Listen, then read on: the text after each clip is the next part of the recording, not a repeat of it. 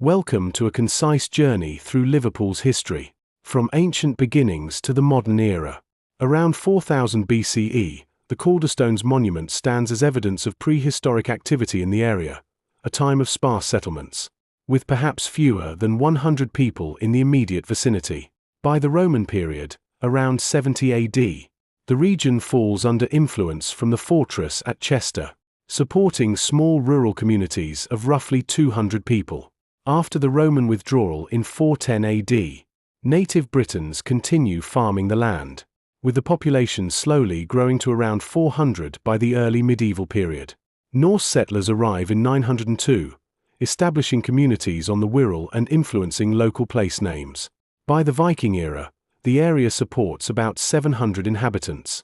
In 1086, the Domesday Book records nearby West Derby but omits Liverpool itself. The broader area has perhaps 900 people. The name Liverpool first appears around 1190, referring to a muddy pool. On the 28th of August, 1207, King John grants a royal charter founding the borough, with an estimated 600 residents in a small hamlet of 7 streets. By the mid-14th century, Liverpool is a fishing and farming community of about 1,000 people, with a market, burgesses, and a mayor. The 15th and 16th centuries bring economic decline and plagues. By the mid-16th century, the population falls to around 600, and the town is described in 1571 as a poor, decayed town.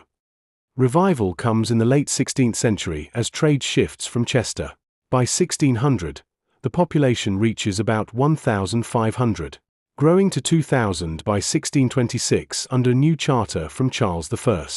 During the English Civil War, the town changes hands multiple times, with sieges in 1643 and 1644.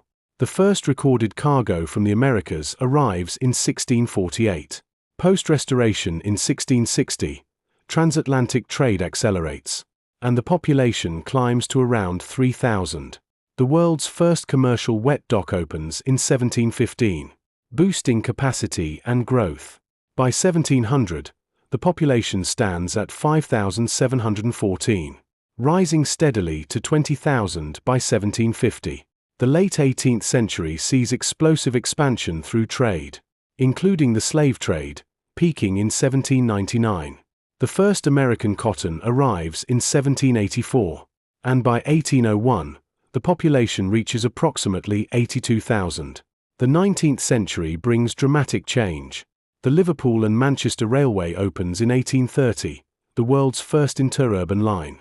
The Great Irish Famine drives nearly 300,000 arrivals in 1847 alone.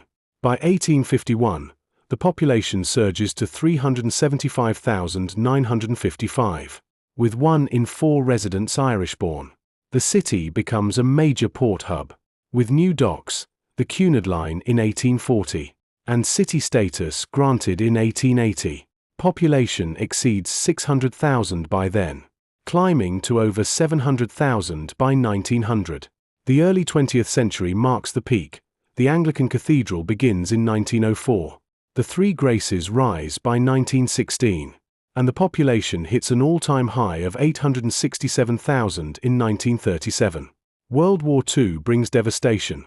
80 air raids in the Blitz of 1941 kill 2,500 and leave 70,000 homeless. Post-war decline follows, with population falling to around 767,000 by 1951. The 1960s see the Merseybeat era and the Beatles rise. But economic challenges continue. The Toxteth riots erupt in 1981 amid high unemployment, and the Hillsborough disaster in 1989 claims 97 lives. Since the 1990s, regeneration has transformed the city, European capital of culture in 2008. Ongoing dockland projects, and recent population recovery to around 509,000 in 2024. Liverpool's story is one of resilience, trade, migration, and cultural impact, a city that has shaped the world and continues to evolve. Queen Square, St George's Hall, and Liverpool Lime Street Station form the beating heart of Liverpool's historic core.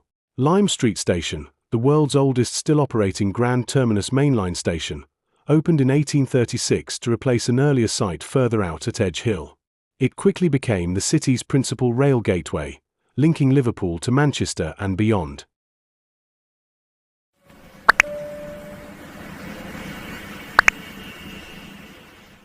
Where?